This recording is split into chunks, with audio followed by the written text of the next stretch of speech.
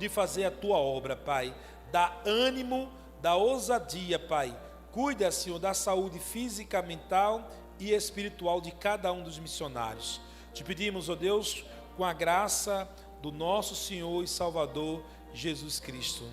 Amém. Que Deus abençoe a sua igreja. Podem sentar todos. Nesse momento, nesse momento, vamos ter o momento da reflexão da palavra de Deus. Eu convidei o meu colega, pastor e amigo, pastor Marcos Barreto, pastor da Igreja Batista de Nova Esperança. É isso? Acertei, tá vendo? Eu estava com medo de errar. Nova Esperança. Pastor Marcos, ele tem desenvolvido um trabalho desafiador lá nessa igreja, e Deus tem usado ele bastante, né, na palavra do Senhor. E sem mais delongas, quero deixar aqui o tempo que Deus tem para ele aqui, né, na ministração da palavra. Vai tocar hoje, Marcos, também? Vai conseguir? Vai? Pronto, ele vai tocar, vai pregar, viu, irmãos? Depois ele vai embora, viu? Quem vai ficar sou eu, viu? Tá bom? Deus abençoe.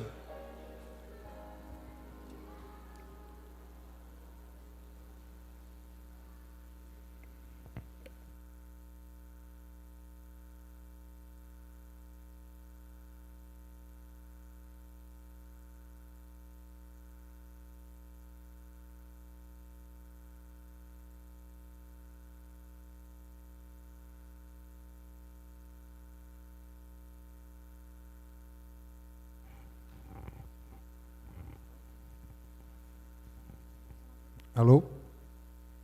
Esse está funcionando, né? O outro não sei se conseguiu conectar. Meus irmãos, que bom estar com vocês aqui. A gente está usando outro microfone porque, infelizmente, a pandemia está levando a gente a ter muitos cuidados, né? E eu estava até comentando com o Juvenal essa semana, disse, eu vou levar o microfone, não é por nada, é porque questão mais por conta da pandemia. Porque antigamente a gente se preocupava com essas coisas, né?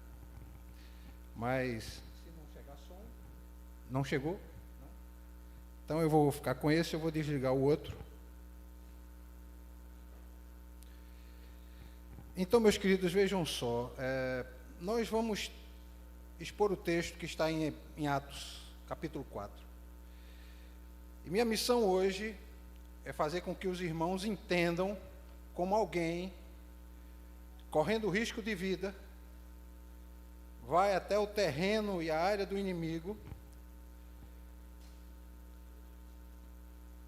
tentar fazer algo que de maneira normal a gente não faria. O que levaria um homem, a pelo menos 2 homens, irem a um local onde pelo menos uns 100 dias, ou vamos imaginar entre 3 e 6 meses atrás, o líder deles foi morto a mando desse grupo de pessoas.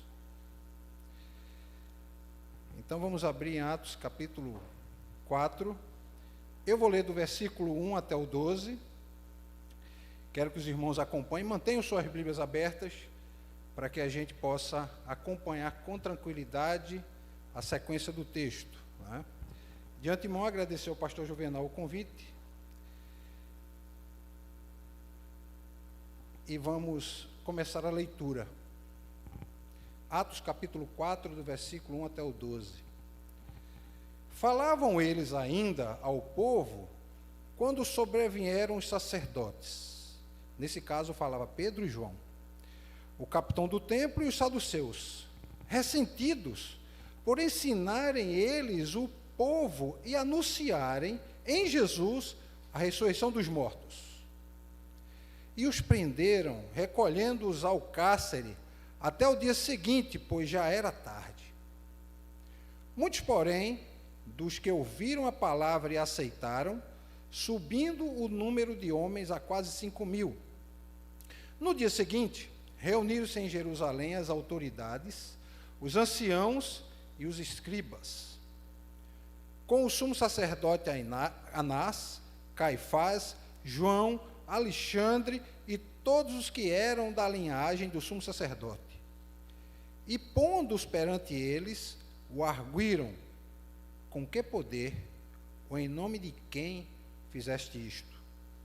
Então Pedro, cheio do Espírito Santo, lhe disse: autoridades do povo e anciãos, visto que hoje somos interrogados a propósito do benefício feito a um homem enfermo e do modo por que foi curado, tomai conhecimento, vós todos e todo o povo de Israel, de que, em nome de Jesus Cristo Nazareno, a quem vós crucificastes e a quem Deus ressuscitou dentre os mortos, sim, em seu nome é que este está curado perante vós. Este Jesus é pedra rejeitada por vós, os construtores, o qual se tornou a pedra angular. E não há salvação em nenhum outro, porque debaixo do céu não existe nenhum outro nome dado entre os homens, pelo qual importa que sejamos salvos. Vamos reclinar nossas cabeças, vamos orar, para a gente poder começar a exposição do texto. Senhor, muito obrigado por todos esses que estão aqui, Senhor. Por todos esses que você trouxe, que o Senhor trouxe. Abre a mente e o entendimento de cada um deles, para que possam entender a tua palavra, para que o seu coração possa flamejar, Senhor, pelo Espírito Santo, sabendo que como é possível alguém ter a intrepidez desses homens e fazer o que esses homens fizeram. E a gente poder entender que é possível nós também fazermos o mesmo. Nos guarda, Senhor, e depois desse culto nos leva em paz.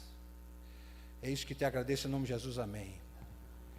Meus irmãos, nós temos um texto que cobre a defesa de Pedro e João. E eu vou fazer uma breve introdução, dizendo o seguinte: se você ler pelo menos uns 2 capítulos antes, você vai ver Pedro indo para o templo, ele com João. Era um hábito de todo judeu ir ao templo pelo menos 3 vezes ao dia, e eles encontram alguém que era coxo, e todo mundo conhecia, era enfermo, e esse alguém diz: olha, me dá uma esmola. Aí João e Pedro olham para ele, aí Pedro diz: olha, eu não tenho dinheiro. Na nossa linguagem de hoje ele diria isso. Ele disse: eu não tenho nem ouro nem prata, mas aquilo que eu tenho eu te dou. O que de graça eu recebi, de graça eu vou te dar. Levanta em nome de Jesus e fica curado. E nessa cura começa toda a história. E o resultado dessa história somos nós. E a gente vai entender por quê. A gente vai estar mais ou menos, meus irmãos, entre o ano 30 e 33 da nossa era. A igreja já havia sido trazida à luz pelo Pentecostes. O Espírito Santo já tinha vindo, da mesma forma que Jesus havia prometido, e a igreja começa com toda a força para buscar se expandir. E o Espírito Santo começa primeiro a capacitar os homens para tomarem conta de Jerusalém, para depois alcançarem o mundo. Pedro e João eram judeus devotos, pessoas devotadas como eu e você, que aos domingos, pela manhã vemos na escola dominical, domingo à noite vemos no culto, durante a quarta-feira temos a prática de ir no culto de oração. Eles tinham a prática de ir todo o dia no templo. 9 horas da manhã, meio-dia, 3 da tarde. Por isso não era incomum que esses homens fossem ao templo. Alguém pode pensar: mas espera aí, eles já eram cristãos e tinham entregue a vida a Cristo, por que ir ao templo? Porque eles iam orar ao próprio Jesus e interceder pelos outros que estavam ali em Jerusalém, que precisavam conhecer Jesus. E na porta do templo eles curam um homem coxo de nascença e pregam que Jesus foi ressuscitado. Esses homens são presos e a igreja vai passar pelo primeiro teste. Esse é o primeiro teste que a igreja de Cristo começa a passar. A gente vai ver que Lucas, depois de historiar o primeiro sermão de Pedro, depois de mostrar toda a organização da igreja, em função de Pentecostes, dos novos convertidos, e até agora, o que o texto diz, nós já temos 8.000 convertidos. É algo surpreendente. Você pregar, e no primeiro sermão que você prega, se convertem 3.000. E no segundo se convertem 5. Já tínhamos 8.000 pessoas, seguidores de Jesus Cristo. E Lucas presta atenção e começa a narrar o primeiro milagre e também o primeiro teste da igreja. Primeiro momento em que a igreja apostólica está recebendo oposição exatamente daqueles que haviam conspirado, contendido, entrado em acordo com Roma para crucificar Jesus, que era o Sinédrio. Quem eram os personagens que estão aqui envolvidos? Se você for olhar o texto, você vai ver que Pedro é um personagem, João e o coxo. Depois temos o sacerdote, o capitão do templo e os saduceus. E depois eu vou explicar um pouco quem são os saduceus. Temos Anás, que é o sumo sacerdote. Temos Caifás, que era genro de Anás. E temos os seguidores de Anás, que faziam parte do Sinédrio e que eram da linhagem de Anás, o sumo sacerdote. E também temos um que está oculto aos olhos das pessoas e é um personagem importante, é o Espírito Santo. O local é o templo de Jerusalém e o assunto que levava esses homens a irem lá era orar, simplesmente conversar com Deus. E aí eles vão e fazem uma cura em nome de Jesus. São presos e fazem a primeira defesa ou primeira argumentação apologética, anunciando a salvação em Cristo. E aí surge a primeira oposição à igreja. E vamos ver no primeiro versículo. Falavam eles ainda ao povo, quando sobrevieram os sacerdotes e o capitão do templo e os saduceus. Surgem os primeiros 3 grupos de pessoas que estão lá, sendo oposição, vindo com qual objetivo? Ressentidos. E aí a razão da oposição é essa, ressentidos por ensinarem eles o povo e anunciarem em Jesus a ressurreição dentre os mortos. O texto aqui não deixa muito claro isso, mas Lucas, mais para frente, no capítulo 5, vai dizer, olha, no fundo, o que fazia o Sinédrio e essas pessoas irem contra os apóstolos era uma coisa chamada ciúme. Porque eles queriam deter o poder da comunicação a respeito de Deus. Eles achavam que eles, os detentores, é a autoridade única para falarem de Deus. Mas Jesus fez o quê? Comissionou a todos. Não há mais alguém que detenha a comunicação única e exclusiva com Deus. Cada um de nós temos livre acesso ao Pai. E os batistas gostam de chamar isso de sacerdócio universal. Cada um é sacerdote de si mesmo e sacerdote do outro. E cada um tem livre acesso por meio de Cristo. E eles se opunham por quê? Porque eles pregavam a ressurreição. Pedro e João curaram em nome de quem? Em nome de Jesus. Ele podia ter dito, olha, em meu nome eu curo você. Mas Pedro sabia que ele não tinha poder nenhum. João também sabia. Agora ele faz isso onde, gente? Presta bem atenção. Imagina só, pelo menos alguns meses antes, esse mesmo grupo de pessoas tinha preso o seu líder, o nosso líder, um grupo de 12 pessoas, 13, 14, no máximo 20 pessoas, o líder é preso, é julgado de forma sumária, e em menos de 24 horas ele é morto. Se tinha um lugar que eu e você não iríamos, era nesse local onde essas pessoas estavam. Provavelmente nós iríamos para um lugar completamente oposto. Mas Pedro e João foram lá. O Sinédrio era uma assembleia de juízes judeus. Então, eram formadas por anciãos. E eu vou tomar a liberdade de beber um pouco d'água.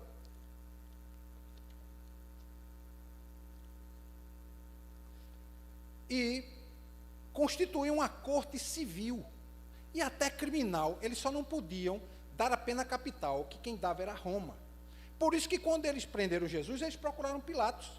Pilatos foi quem disse, olha, entre Jesus e Barrabás vocês escolham. E esse grupo gritou a plenos pulmões, queremos Barrabás. E disseram o quê? crucifiquem a Cristo. E o que foi que Pilatos disse? Já que vocês querem, não tem nada aconteceu, mas podem crucificá-lo. Ou seja, eles tinham autoridade administrativa para mandar prender, é tanto que eles, mais à frente diz aqui, e os prenderam, recolhendo-os ao cárcere até o dia seguinte, pois já era tarde, provavelmente por esse debate todo, e se estendeu a tarde toda. E ao anoitecer, prendam esses homens.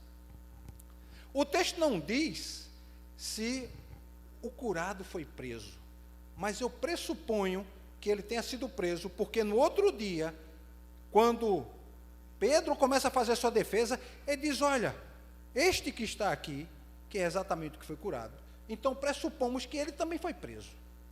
No mínimo, eles imaginavam que era mentira, era algo armado, né, montado, mas todos conheciam esse doente, sabia que ele era coxo, que ele rastejava há muitos anos. E nós temos que imaginar que Jerusalém é uma cidade pequena para a época. Todo mundo se conhecia. Então, o sinédrio que tinha autoridade tinha algo peculiar. Veja que interessante. O grupo responsável para comunicar as verdades de Deus defendeu a seguinte filosofia, pelo menos a maioria deles. E por isso eram chamados de saduceus. Eles não acreditavam em ressurreição, eles não acreditavam em espíritos, eles tinham uma filosofia materialista e seus valores se opunham à religião espiritual. Algo interessante. Como que alguém que se diz autoridade sacerdotal, ou como alguém pode dizer, boca de Deus aqui na terra, nega a sua própria existência muitas vezes. Eles não estavam, na verdade, prontos para ouvir o que Pedro ia dizer, e a gente vai entender por quê, e muito menos de ouvir sobre Jesus, porque era alguém que eles tinham maquinado tudo, conspirado para que ele fosse morto. Esse mesmo grupo, meus irmãos, nós vemos a seguinte cena com esse grupo. E diz o versículo 5, no dia seguinte, reuniram-se em Jerusalém as autoridades, os anciãos e os escribas, como o sumo sacerdote Anás, Caifás, João, Alexandre e todos os que eram da linhagem do sumo sacerdote. E preste atenção nessa pergunta que ele vai fazer, porque essa pergunta é o tema do sermão. Em nome de quem você fez isso? E pondo-se perante eles, arguíram. Com que poder? Ou em nome de quem vocês fizeram isso? Ou dizendo em outras palavras, que em nome de quem vocês curaram esse homem?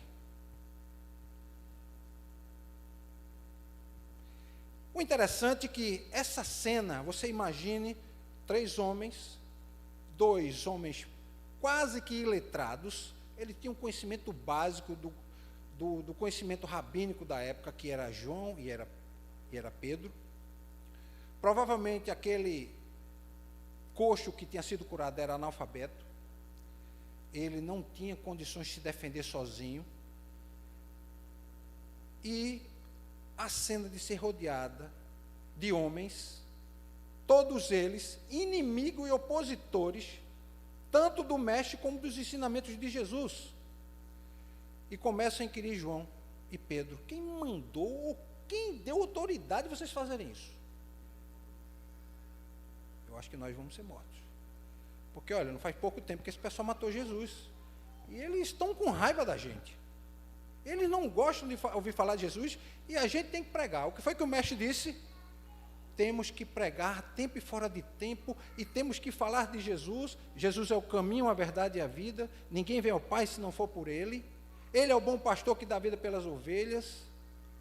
É aquele que veio abrir os caminhos, como alguns gostam de dizer, para mostrar diretamente quem é o Pai. Surgindo essa pergunta, o que é que a gente pode pensar? Primeira coisa, com que poder ou em nome de quem vocês fizeram isso? Primeira coisa, o pensamento do sinédrio provavelmente eles entendiam o seguinte: no nome reside poder. Eu não vou dizer, mas se eu for falar o nome do presidente da República, todo mundo vai saber quem é. E as pessoas vão associar a poder. Se eu falar o nome do governador do estado, as pessoas vão saber quem é e vão associar a poder. E no caso aqui, em função dessa cura, o Sinério deve ter pensado: quem é este poderoso que deu autoridade para eles fazerem isso? Ou seja, o nome representava e representa o caráter de uma pessoa. O nome é o elemento de individualização de uma pessoa. O fato de Pedro ter curado um homem, em nome de Jesus, não significa que ele usou a palavra, por exemplo, Jesus de Nazaré, como um feitiço mágico. Não foi isso. Fazer algo em nome de alguém, meus irmãos, significa assumir a autoridade, o poder e o status dessa pessoa nessa tarefa. Quando Pedro disse: seja curado em nome de Jesus, a autoridade de Jesus estava nele, o poder de Jesus estava nele, e o status de Jesus estava em Pedro, por meio do Espírito Santo. A gente presume que o que está sendo feito de acordo com a vontade daquela pessoa a qual se usou o nome. Se alguém chega aqui em alguma casa, numa visita, eu vi em nome do pastor Juvenal Roberto. Então você está investido na autoridade do pastor para fazer aquela visita, que seja um diácono, que seja um pastor auxiliar, que seja alguém da diretoria da igreja, por exemplo. Todos os textos, meus irmãos, onde Jesus deu permissão a Pedro e aos apóstolos, ele disse o seguinte: tudo que vocês pedirem em meu nome, eu vou atender vocês. Isso a gente vai ver em João 14, em João 15, 16, em João 16, do versículo 23 até o 26. Jesus diz assim: tudo o que vocês pedirem em meu nome, eu vou conceder a vocês. Pedro ousadamente prega aos líderes judeus e uma promessa de Jesus se cumpre. Jesus disse que quando vocês forem arguidos por autoridades e vocês não souberem o que vão dizer, ou não tiverem condições de responder, o Espírito Santo vai colocar essa palavra na boca de vocês e vocês vão responder.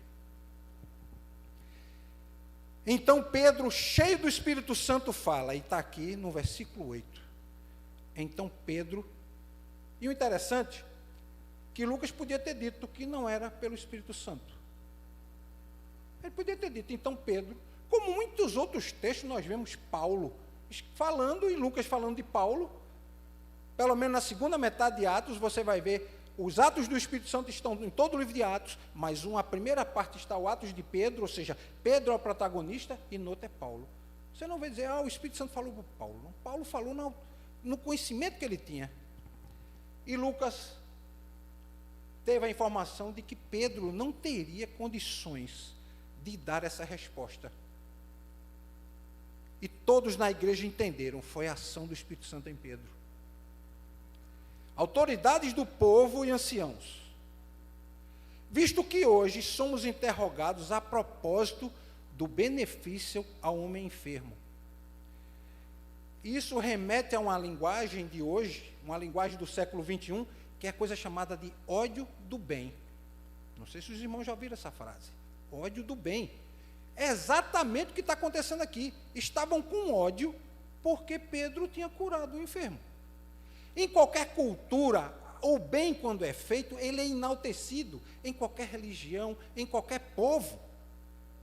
E aqui a gente tem uma situação sui generis, onde o povo, todo mundo vê a cura, mas os líderes não gostaram dessa cura.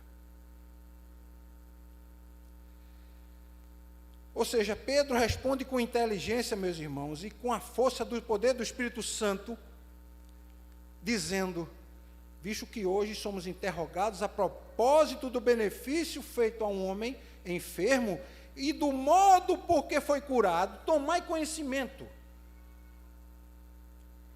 E lembremos o seguinte: Pedro está diante daqueles homens que foram responsáveis por matar Jesus. E ele podia fazer o quê? Ficar calado. Dizer, não sei. Dizer, olha, falei em nome de Jesus porque deu vontade de falar, mas eu não sei. Mas ele não se calou, não teve nenhum momento de medo de dizer o que disse, e diz assim: tomem conhecimento, vós todos, o povo de Israel, de que em nome de Jesus Cristo Nazareno, a quem vós crucificastes e a quem Deus ressuscitou dentre os mortos, sim, em seu nome é que este está curado perante vós. E ele deve ter apontado: aquele que vocês crucificaram, foi no nome dele que eu fiz essa cura.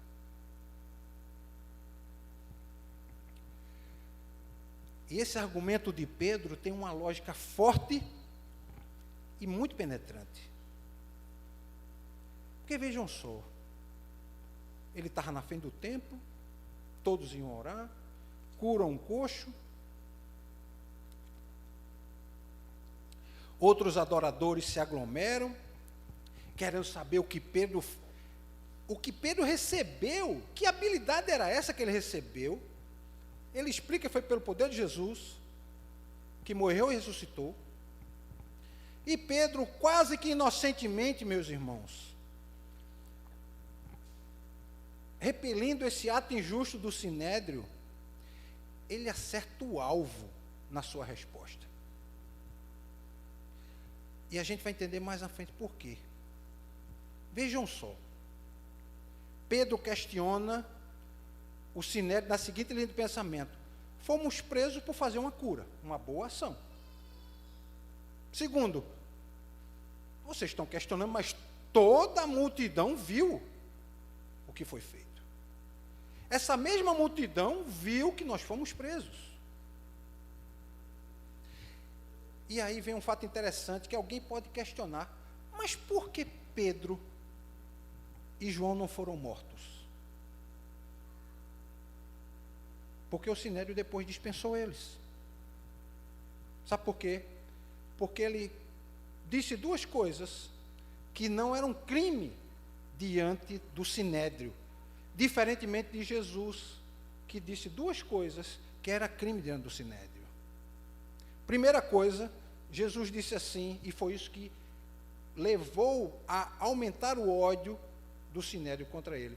Jesus disse que aquele templo ia ser derrubado em 3 dias, e eu vou levantar. E o sinédrio pensou o quê? Rapaz, vamos perder nosso emprego. Se derrubaram o prédio aqui, nós vamos viver do quê? Segunda coisa, Jesus curou num sábado. E o que é que Pedro diz aqui? Primeiro, que não era legal ensinar sobre a ressurreição. Eu posso falar sobre a ressurreição e não sofrer nenhum tipo de penalidade. E segundo, é que eu não curei esse coxo num sábado.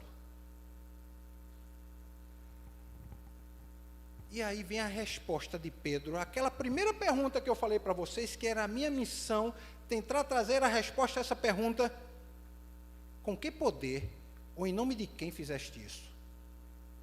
E aí Pedro diz a resposta, que é a base, meus irmãos, da nossa fé. Essa resposta é a base da nossa fé. Ela é uma das respostas que também serve de referência para a nossa fé.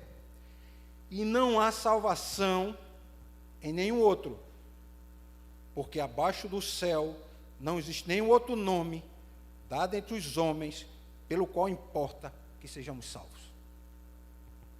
Ele deixou bem claro que todos precisam e precisavam encontrar o perdão por meio de quem? De Jesus, porque ele diz: não há salvação em nenhum outro.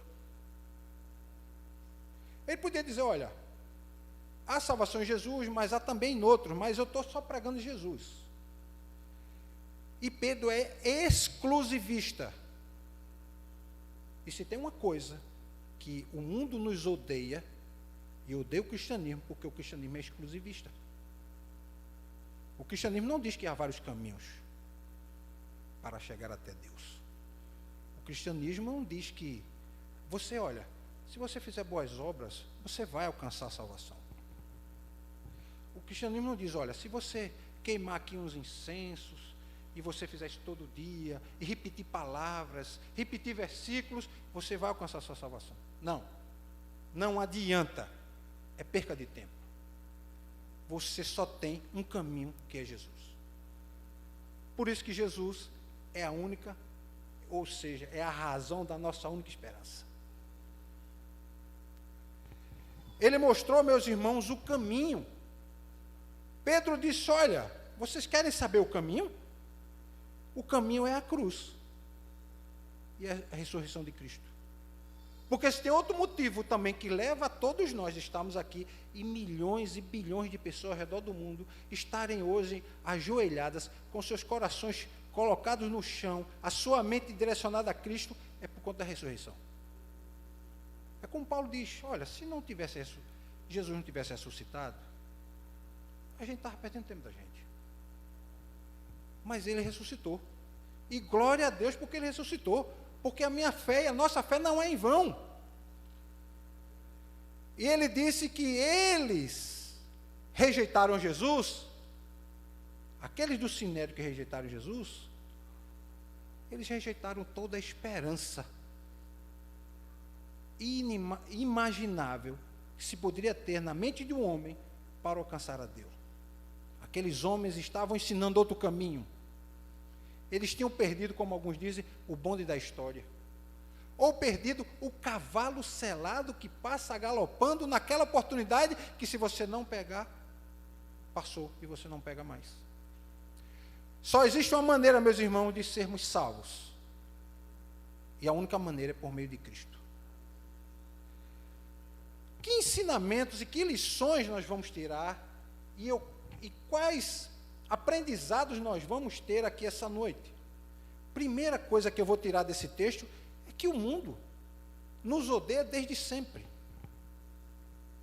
Desde quando a igreja começou. Porque, olha, se Pedro fez o que era bom, fez algo tão bom, curar alguém, dar a plena saúde, e as pessoas que estão passando enfermidade, como não queriam ter a sua saúde restabelecida? E vem alguém e questiona, como pode isso? Isso é demonstração de que o mundo nos odeia. Sabe por quê? Porque não há salvação em nenhum outro. No fundo, o mundo quer ter alternativas para chegar até Deus. No fundo, eles querem ter um outro caminho. Eles querem ter a oportunidade de dizer, olha, nós criamos um outro caminho. Mas não precisa. E também não adianta, porque Jesus já cumpriu tudo. Quando ele expirou e disse, está tudo consumado, ou seja, eu não preciso fazer mais nada para que eu possa alcançar uma salvação, apenas tendo que acreditar, aceitar, ter fé, pedir que ele entre em meu coração e venha viver na minha vida, por meio do Espírito Santo, ao próprio Jesus. Pedro não se limitou, meus irmãos, é outra coisa que nós vamos aprender, que Pedro não se limitou a proclamar Jesus como um meio de salvação. Jesus não é um meio, ele é o único meio. E nós estamos rodeados de todo tipo de ensinamento sincrético. E se uma coisa que o Brasil e ele tem especialidade nisso, é sincretismo religioso. É misturar as coisas. A gente vê banho ungido, sabão ungido. Eu já vi feijão ungido, sabão em pó ungido, para lavar o pecado. Eu já ouvi do perfume ungido, da água mineral ungida, da farinha ungida. Tudo que você pode imaginar. E eu fico pensando, meu Deus, não precisa mais nada disso. Jesus disse, está consumado. E as pessoas insistem em querer um outro caminho, em criar uma outra alternativa, que não serve mais para nada. É a rosa ungida, e por aí vai. E Pedro chama a atenção para que a gente entenda, meus irmãos, que não há salvação em nenhum outro, e não há nenhum outro nome nem embaixo da terra, nem em cima da terra, nem em cima dos céus, nem no universo ao qual nós possamos ser salvos. O quarto ponto que eu quero que os irmãos entendam é que a salvação em Cristo, a salvação que Jesus nos oferece, ela nos liberta do pecado e nos preserva em segurança para a vida eterna. Eu vou repetir. A salvação em Cristo é única. Ela nos liberta do pecado, ou seja, somos livres. Estamos livres do pecado. Às vezes a gente nem para pensar nisso. No que Jesus conseguiu fazer, que ninguém conseguiu fazer, e Ele conseguiu fazer, foi nos livrar do pecado.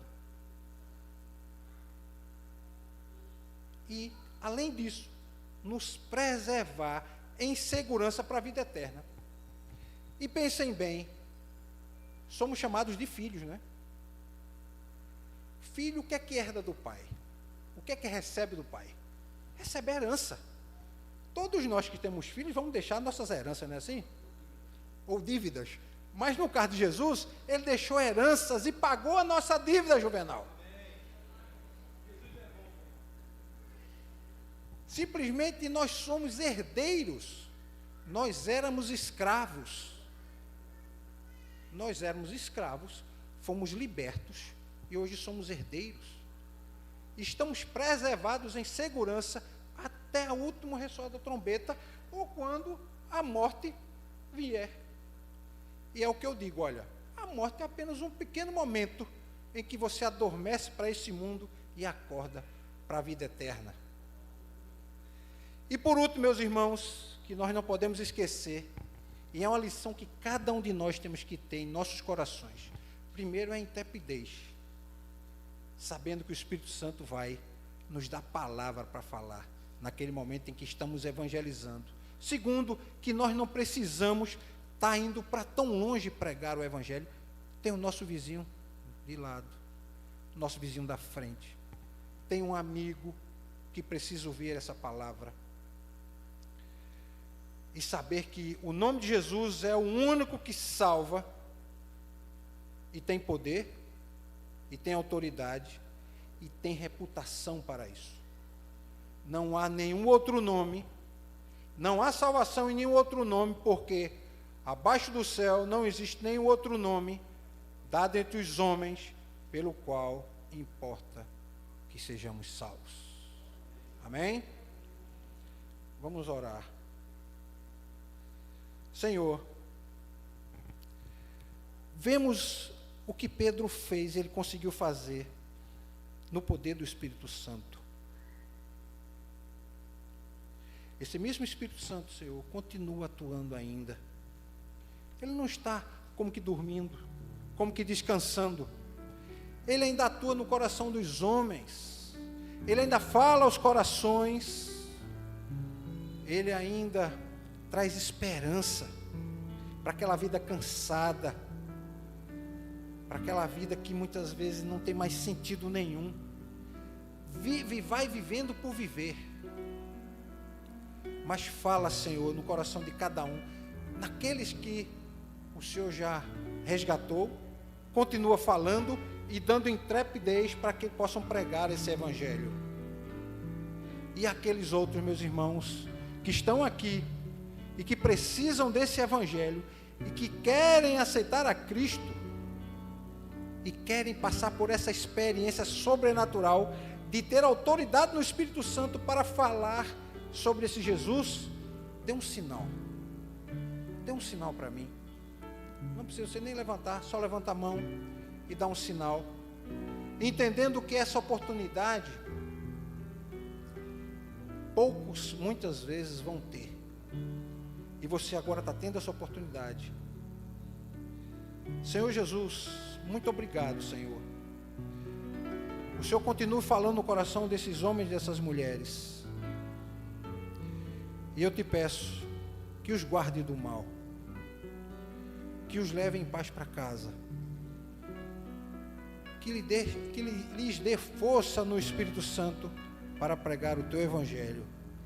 É isso que eu te peço, no nome daquele que não há salvação em nenhum outro nome, porque abaixo do céu e em cima da terra não existe nenhum outro nome dado entre os homens pelo qual a gente importa ser salvo, que é no nome de Jesus. Amém.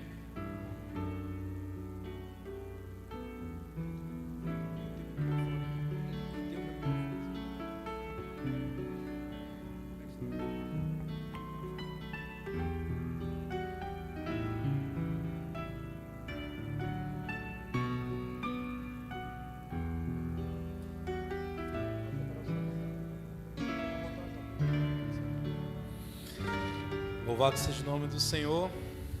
Bem, você entendeu o que foi agora exposto na palavra de Deus?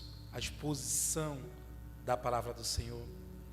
Você entendeu que não há salvação fora e nem além de Jesus? Você entendeu que tudo que Jesus fez foi para proporcionar a você uma oportunidade de ser salvo por Ele? Pastor, o que é salvação que vocês tanto falam? Falamos da salvação, da condenação do pecado. A palavra de Deus diz que o salário do pecado é a morte, mas o dom gratuito de Deus é a vida eterna em Cristo Jesus nosso Senhor. Você que ouviu essa mensagem e entendeu, Deus falou com você, você chegou à conclusão dizendo assim na sua mente: pastor, hoje eu entendi que eu preciso entregar minha vida a Jesus. Eu quero que Ele entre em meu coração e faça a morada. Alguém que entendeu assim essa palavra e quer, com um sinal, faz o sinal levantando a mão, que o nosso compromisso aqui é só orar por você. Alguém assim, que entendeu assim essa mensagem, faz só um sinal, a igreja vai estar orando por você. O meu compromisso aqui é só identificar, para ajudar você nessa caminhada. Alguém assim, faz um sinal com a mão, dizendo: olha, eu quero entregar minha vida a Jesus hoje. Alguém? Não vou ficar insistindo. É uma oportunidade que Deus está dando a você. Alguém? Faz só um sinal, dizendo assim: pastor, hoje eu entrego a minha vida a Jesus. Alguém? Faz só esse sinal, levantando a mão. Se não há, é aqui do lado? Amém. Igreja, diga amém, igreja. Qual é o seu nome que ele diga para eu ouvir? Tarcísio. Está entregando a vida hoje a Jesus? Voltando para Jesus, reconciliação. Pronto, o pastor André já está atento ali para estar tomando o seu nome daqui a pouco. Igreja, vamos orar pela vida do Tarcísio que está voltando para Jesus hoje. É quem? É o pai de Tarcísio, é Tarcísio o pai. Tá certo, vamos orar, igreja. Agora, estenda as mãos aqui para Tarcísio. Pai Santo, louvamos o teu nome, meu Deus, porque nesse momento Tarcísio está voltando para ti, Senhor, porque ele entende que não há salvação em nenhum outro nome, nenhum outro tem autoridade, nenhum outro tem poder para dar vida. Pai, Deus, pedimos que o Senhor firme os seus passos. Te pedimos que o Senhor, Pai, conduza no teu caminho, para que ele, Senhor, nunca mais saia da tua presença. Pedimos a tua bênção para a vida dele, em nome de Jesus. Amém. Ainda em oração, igreja, em oração ainda. Eu vou continuar. A igreja sabe que eu não sou de insistir, mas eu estou fazendo aqui a minha parte. Você é que deve fazer a sua parte também. Há mais alguém aqui hoje que entendeu e está sendo incomodado. Olha, quem convence não é a oratória, não é a insistência do pastor. Quem convence é o Espírito Santo. É Ele que faz com que essa chama em você fique fervilhando e te incomodando para que você tome uma decisão. Há mais alguém? Faz só com um sinal assim, ó. Pastor, eu também quero entregar a minha vida a Jesus. Talvez você possa estar também afastado do caminho do Senhor. Você também pode estar se reconciliando hoje. Há alguém assim? Faz um sinal com a mão dizendo assim: pastor, hoje eu estou aqui entregando a minha vida a Jesus. Há mais alguém? Há mais alguém aqui? É um jovem ali? Qual é o seu nome? Qual é o seu nome? Você está entregando a vida a Jesus? Qual é o nome? Pergunta o nome dele aí, que eu não estou ouvindo. Alexandre. Foi citado o nome de Alexandre hoje na Bíblia, aqui na leitura do pastor. Alexandre, você está entregando a sua vida a Jesus? Amém, igreja? Vamos dizer amém, igreja? Amém. Vamos orar pela vida do Alexandre também. Pai Santo, aqui em tua presença, Pai, te apresentamos a vida do Alexandre, tão jovem, Pai, mas entendeu hoje que necessita da tua salvação. Ó Pai, salva a vida dele, Pai, firma ele na tua presença, em nome de Jesus, amém. Vou insistir ainda mais uma vez, que quando Deus manda a gente tem que obedecer, né, irmãos? Então eu pergunto mais uma vez: há mais alguém que até agora lutou no coração? O Espírito Santo está lhe incomodando, está lhe impulsionando a tomar uma decisão, a entregar a sua vida a Jesus. Talvez você esteja querendo também se reconciliar. Faz um sinal assim com a mão que eu vou orar por você. Há mais alguém assim? Está sendo incomodado até agora? Deus tem falado a você e você sabe que precisa tomar essa decisão. Não é porque ninguém está insistindo, mas é porque Deus está falando ao teu coração. Você entendeu isto e agora corajosamente pode tomar essa decisão. Nós só vamos orar por você. Há mais alguém assim? Se não há, que Deus lhe dê uma nova oportunidade. Nós continuaremos aqui até o término do culto. Se caso você não quiser manifestar-se publicamente, pode ser no particular e nós podemos te ajudar em oração. Que Deus abençoe a todos em nome de Jesus. Pastor Marcos Barreto vai tocar conforme prometido. Cadê o microfone? Estava...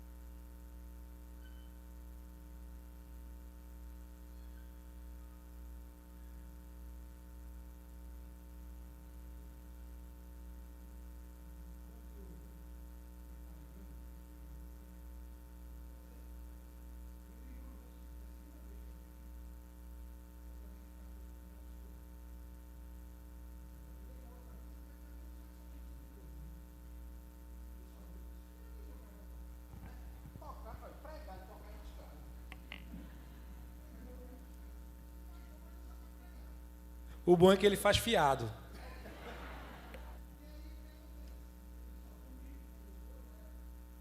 Saxofone. Aí ele falou que era ceia. Eu fiquei preocupado, né? Porque, como é ceia, a gente tem que ter todo o procedimento de ceia, né? E eu não gosto de estender muito o horário, tá? Mas aí eu disse a ele: olha, eu vou levar uma música, tá? Para louvar a Deus. E eu queria saber se eu posso pegar emprestado a sua banda algum dia, para a gente, né, tocar junto, né? Vamos conversar. Vamos conversar, né? Porque, rapaz, a sua banda é profissional, viu? Vamos ver como é que vai funcionar. Não é só a banda que é profissional, não. A equipe toda, viu? Enquanto está fazendo o teste aqui, meus irmãos, eu queria que vocês tirassem muito o agudo. Está muito agudo, você vai ficar muito...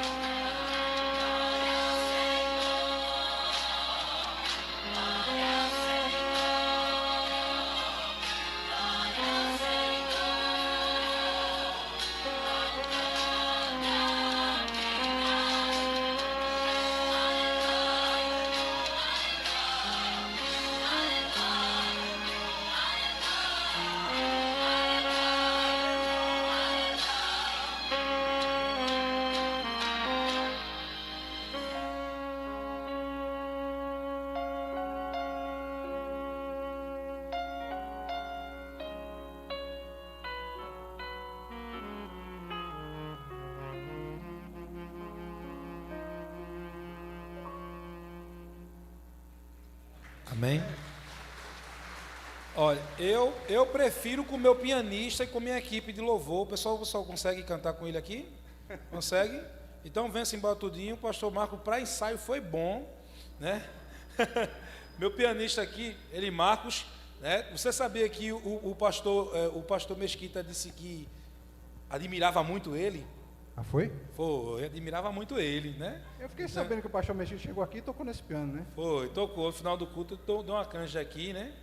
Então, tá certo. vamos lá, ele Marcos. Vamos lá, pessoal. Vai tocar ao vivo, é? Vamos tocar agora, pessoal aí. Já ensaiou, né? E eu gosto muito dessa música, sabe? Qual a tonalidade?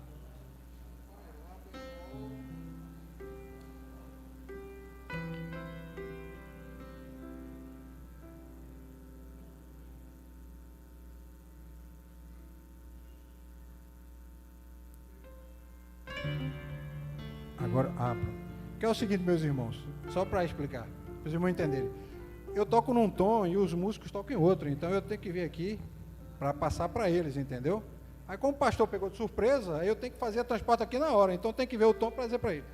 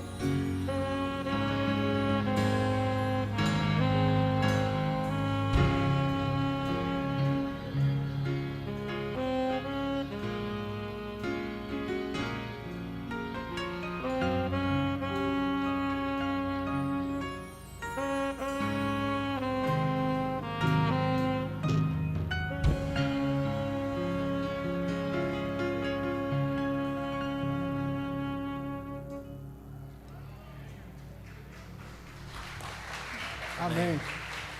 Bom, só assim ele não precisa levar o pessoal, né? Já cantou, já tocou, já está satisfeito, não vai levar mais o meu pessoal, tá bom? Deus abençoe. Vamos lá. Gostaria de convidar os irmãos escalados para a nossa ceia nesse momento. Também queria convidar todo aquele que está devidamente batizado, aquele que se encontra em comunhão com Deus e com a sua igreja, para participar dessa ceia, a ceia do Senhor. Peço aqui aos irmãos que possam estar auxiliando aqui, pode tirar aqui para mim, por gentileza.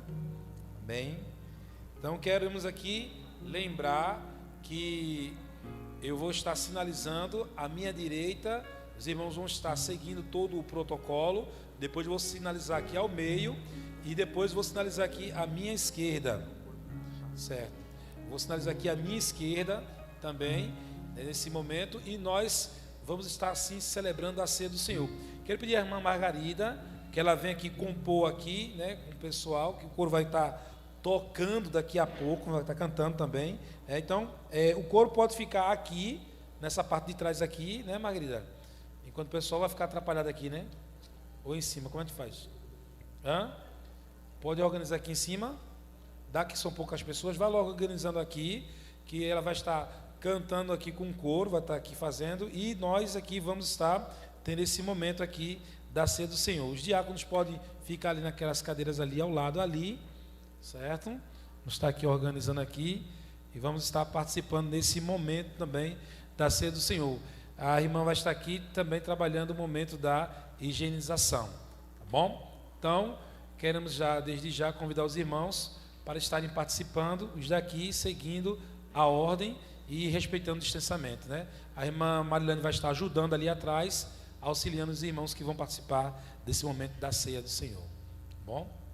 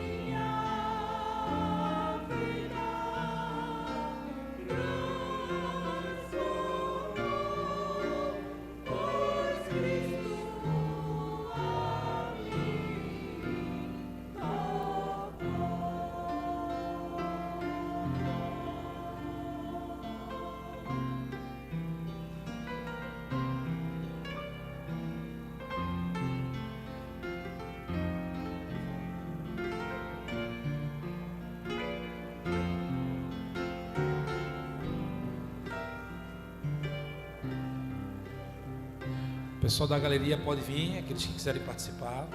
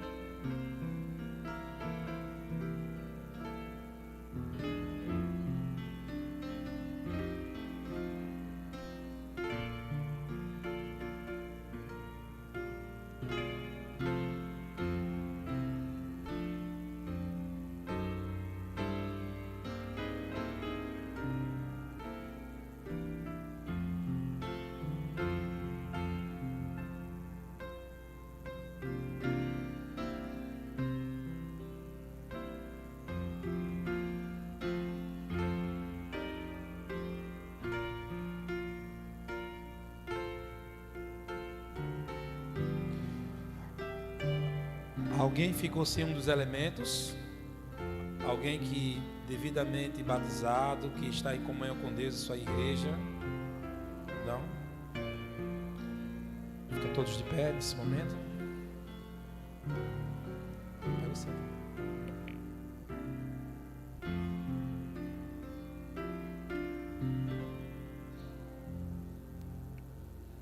Gostaria de pedir um microfone para o pastor Marcos Barreto. Nesse momento, nós nesse momento vamos estar celebrando a ceia e gostaria de chamar a sua atenção para o que diz a palavra do Senhor. A palavra do Senhor nos diz em 1 Coríntios capítulo 11, a partir do versículo 23: porque eu recebi do Senhor o que também vos entreguei, que o Senhor Jesus, na noite em que foi traído, tomou o pão e, tendo dado graças, o partiu e disse: isto é o meu corpo, que é dado por vós. Fazei isto em memória de mim. Nesse momento, agradecendo pelo primeiro elemento, o pão, o pastor Marcos Barreto vai estar orando, agradecendo a Deus.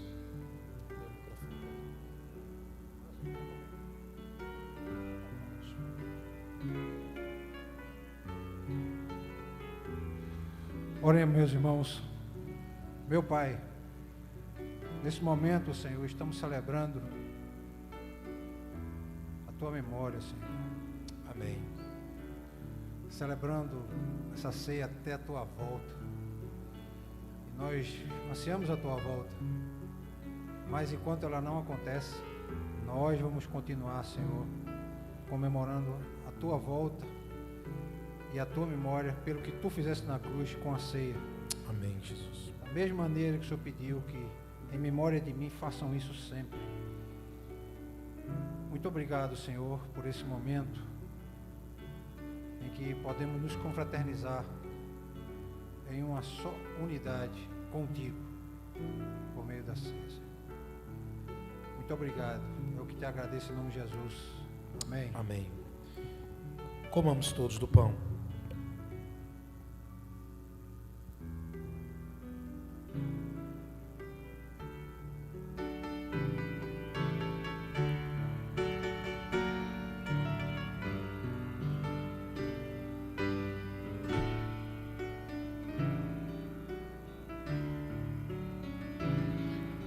A palavra do Senhor ainda continua nos dizendo: por semelhante modo, depois de haver ceado, tomou também o cálice, dizendo: este cálice é a nova aliança no meu sangue.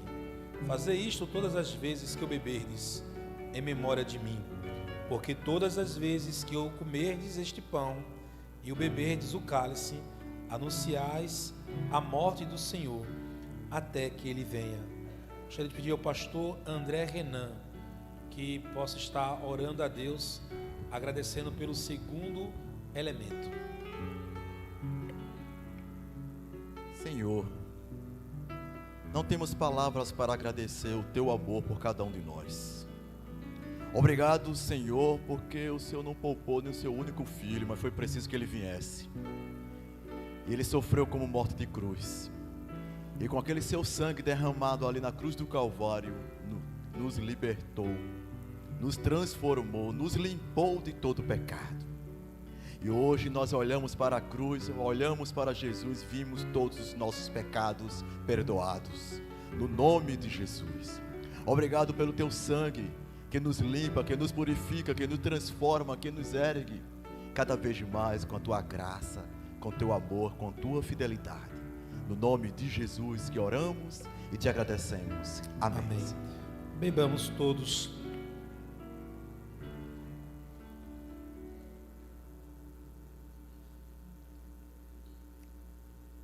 Com muita alegria, recolhendo os cálices, vamos estar louvando ao Senhor.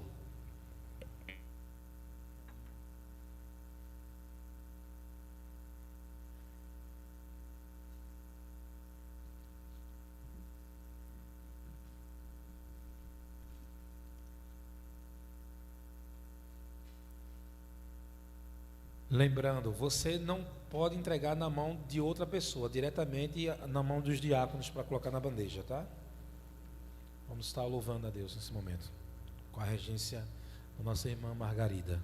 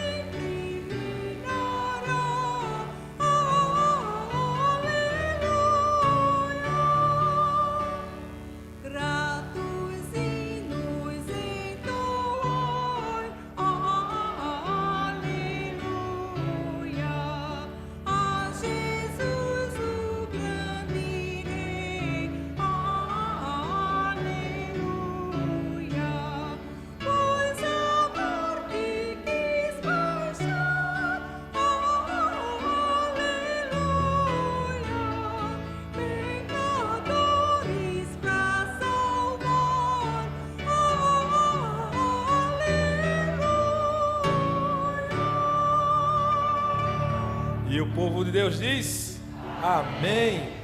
Pronto, queridos, podeis sentar todos. Queremos agora, queridos, dar os avisos. No próximo domingo, de hoje a 15, teremos a nossa Assembleia Ordinária. E na semana que estiver antecedendo, vou estar passando a pauta para os irmãos. Também queremos lembrar que de hoje a 15 também, depois da Assembleia, teremos uma feijoada reforçada, tá bom? Em prol do Ministério Infantil, certo? Também teremos, nesses dias também, os encontros dos nossos ministérios da igreja, né? Na terça-feira estamos com o Ministério Feminino, Masculino e Levando o Reino, às 19 horas. Também estamos tendo nas quartas-feiras o nosso culto de oração e as Mensageiras do Reis na quinta-feira, né? As Mensageiras do Reis será às 18 horas e a MCM quinta-feira às 19 horas. Lembrando também da capacitação evangelística, sexta-feira às 19 horas, tá certo, pastor? Ok, você que gosta de evangelizar, venha para essa capacitação. Lembrando também que teremos o ensaio do ensaio feminino, né? Do Ministério Feminino, os ensaios do Ministério Feminino, terça-feira às 19 horas, e também terá o aniversário do Ministério Feminino, dia 18, 10 anos, jubileu de Zinco. Acredito que dei todas as informações. Não posso esquecer da nossa campanha, a campanha do audiovisual, certo? Que estamos ainda promovendo. Olha aí, aonde estamos também com as camisas do PIB Kids, onde você pode adquirir. Também temos ainda 6 livros, que é da área família, que você pode estar adquirindo para esse fim. E também fazendo uso da nossa cantina. Hoje tem cantina agora à noite? Tem cantina? Tem aquela foto daquela torta, tem aí as fotos aí, para ilustrar agora, irmãos, é o que tem, tá? Coloca aí, isso, olha para aí. Tá vendo, gente? Tá bom? Então você vai nem jantar, vai comprar aí, tá vendo? Olha, pudim gostoso. Pronto, essa engorda é por uma boa causa, irmãos. Bom? Não percam, tá? Então, deixa eu fazer uma pergunta para vocês. Foi bênção para vocês? Amém. Foi bênção para mim também. Vamos orar agradecendo a Deus e vamos impetrar a bênção apostólica também nesse momento. Oremos. Pai Santo e Eterno Deus, aqui em Tua presença, Pai, queremos Te agradecer tudo que o Senhor fez em nosso meio e através de nós. Te pedimos também que a graça do nosso Senhor Jesus, o amor de Deus, o nosso Eterno Pai, e as consolações do Seu Santo e Divino Espírito, seja com todo o povo de Deus, espalhado sobre a face da terra, em especial com a família PIB de Beberibe, desde agora e para todo sempre. Amém. Vamos estar ouvindo agora o poslúdio cantado ainda com o coro da nossa igreja.